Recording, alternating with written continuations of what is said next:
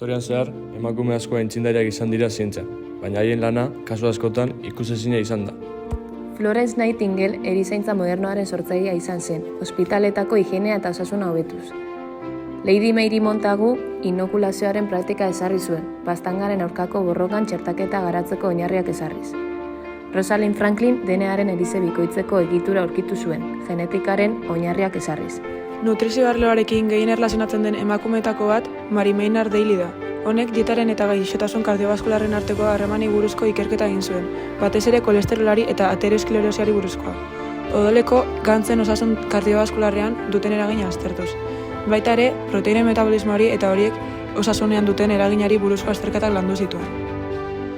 Emakume ausart hauek, determinazioa eta kemerak mundua alda dezaketela frogatu dute.